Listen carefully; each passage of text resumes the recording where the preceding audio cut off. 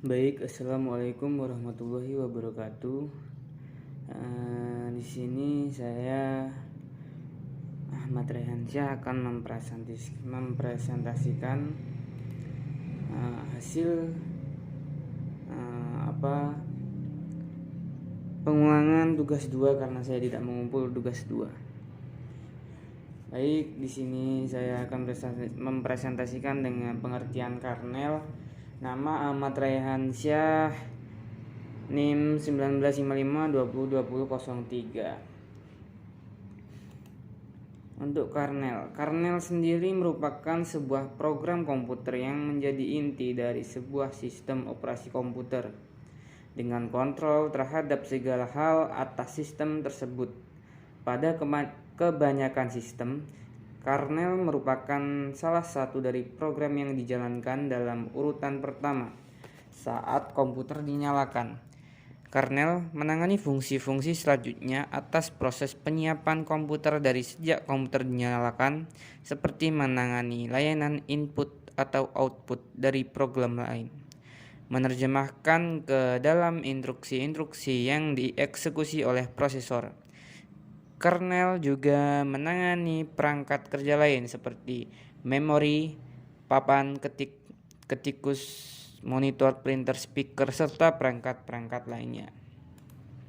Karena akses terhadap perangkat keras terbatas, sedangkan ada lebih dari satu program yang harus dilayani dalam waktu yang bersamaan, maka kernel juga bertugas untuk mengatur kapan dan berapa lama suatu program dapat menggunakan satu bagian perangkat keras tersebut. Hal tersebut dinamakan sebagai multiplexing. Akses kepada perangkat keras secara langsung merupakan masalah yang kompleks. Oleh karena itu, kernel biasanya mengimplementasikan sekumpulan abstraksi hardware. Abstraksi tersebut merupakan sebuah cara untuk menyembunyikan kompleksitas dan memungkinkan akses kepada perangkat keras menjadi mudah dan seragam, sehingga abstraksi pada akhirnya memudahkan pekerjaan programmer. Sebuah kernel sistem operasi tidak bisa dicontoh dan dibutuhkan untuk menjalankan sebuah komputer. Program dapat langsung dijalankan secara langsung di dalam sebuah mesin. Contohnya adalah CMOS setup. Sehingga para pembuat program tersebut membuat program tanpa adanya dukungan dari sistem operasi atau hardware abstraction. Cara kerja seperti ini adalah cara kerja yang digunakan pada zaman awal-awal dikembangkannya komputer pada sekitar tahun 1950. Kerugian dari diterapkannya metode ini adalah pengguna harus melakukan riset ulang komputer tersebut dan memuatkan program lainnya untuk berpindah-pindah program dari satu program ke program lainnya. Selanjutnya, para pembuat program tersebut membuat beberapa komponen program yang sengaja ditinggalkan di dalam komputer, seperti halnya loader atau pengawal kutu, atau dimuat dari dalam ROM. Seiring dengan perkembangan zaman komputer yang mengalami akselerasi yang signifikan, metode ini selanjutnya membentuk apa yang disebut dengan kernel sistem operasi. Selanjutnya, para arsitek sistem operasi mengembangkan kernel sistem operasi yang pada akhirnya terbagi menjadi 4 bagian yang secara desain berbeda sebagai berikut. Kernel monolitik. Kernel monolitik mengintegrasikan banyak fungsi di dalam kernel dan menyediakan lapisan abstraksi perangkat keras secara penuh terhadap perangkat keras yang berada di bawah sistem operasi. Yang kedua adalah mikrokernel. Mikrokernel menyediakan sedikit saja dari abstraksi perangkat keras dan menggunakan aplikasi yang berjalan di atas yang disebut dengan server untuk melakukan beberapa fungsionalitas lainnya. Yang ketiga adalah kernel hibrida.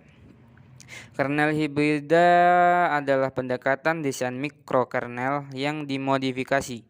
Pada hybrid kernel terdapat beberapa tambahan kode di dalam ruangan kernel untuk meningkatkan performanya. Yang keempat adalah exokernel. Exokernel menyediakan hardware abstraction secara minimal sehingga program dapat mengakses hardware secara langsung. Dalam pendekatan desain exokernel library yang dimiliki oleh sistem operasi dalam melakukan abstraksi yang mirip dengan abstraksi yang dilakukan dalam desain kernel monolitik.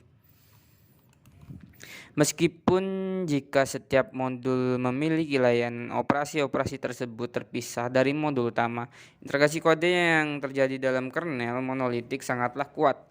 Dan karena semua modul berjalan di dalam address space yang sama, sebuah kutu dalam salah satu modul dapat merusak keseluruhan integrasi. Komponen internal yang sangat kuat tersebut justru akan mengizinkan fitur-fitur yang dimiliki oleh sistem yang berada di bawah dieksploitasi secara efektif, sehingga membuat sistem operasi dengan monolitik kernel sangatlah efisien meskipun sangat sulit dalam pembuatannya. Di bawah ini ada beberapa sistem operasi menggunakan monolitik kernel. Yang pertama adalah kernel sistem operasi Unix tradisional, seperti halnya kernel dari sistem operasi Unix keluarga BSD, NetBSD, BSDI, FreeBSD, dan lainnya. Kernel sistem operasi GNU atau Linux, kernel sistem operasi Windows versi 1/X hingga 4/X kecuali Windows NT. Mikrokernel. Pendekatan mikrokernel berisi sebuah abstraksi yang sederhana terhadap hardware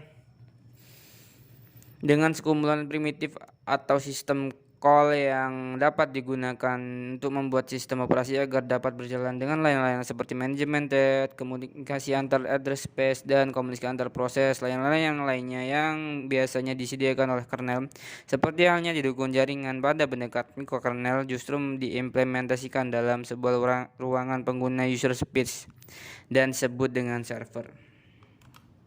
Server atau disebut sebagai peladen adalah sebuah program seperti halnya program lainnya. Server dapat mengizinkan sistem operasi agar dapat dimodifikasi hanya dengan menjalankan program atau menghentikannya. Sebagai contoh, untuk membuat istilah server di sini dimaksudkan sebagai komputer pusat. Dalam teorinya, sistem operasi yang menggunakan mikrokernel disebut jauh lebih stabil dibandingkan dengan monolitik kernel, karena sebuah kernel yang gagal bekerja tidak akan menyebabkan kernel menjadi tidak dapat berjalan dan server tersebut akan dihentikan oleh kernel utama. Akan tetapi, dalam prakteknya, bagian dari sistem statis dapat hilang oleh server yang gagal bekerja tersebut, dan biasanya untuk melakukan proses eksekusi, aplikasi pun menjadi sulit dan bahkan menjalankan server-server lainnya. Sistem operasi menggunakan mikrokernel umumnya secara dramatis memiliki kinerja monolitik kernel.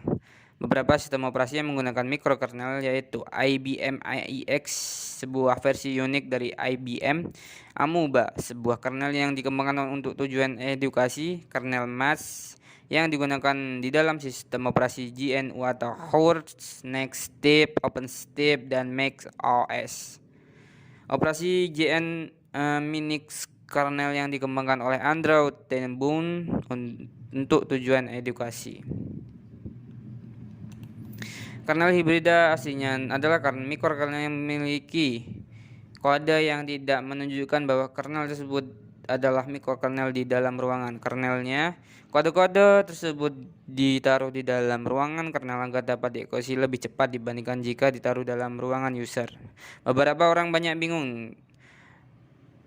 yang bingung dalam membedakan antara kernel hibrida dan kernel monolitik yang dapat memuat modulnya kernel setelah diproses booting. Exokernel. Sebenarnya exokernel bukanlah pendekatan kernel operasi yang umum seperti halnya mikrokernel atau monolitik kernel yang populer, melainkan sebuah struktur sistem operasi yang disusun secara vertikal. Ide balik exokernel adalah untuk memaksa abstraksi yang dilakukan oleh developer sedikit mungkin, sehingga membuat mereka dapat memiliki banyak keputusan tentang abstraksi hardware. Exokernel biasanya berbentuk sangatlah kecil, karena fungsionalitas yang dimilikinya hanya terbatas pada proteksi dan pengadaan sumber daya. Kernel-kernel klasik yang populer seperti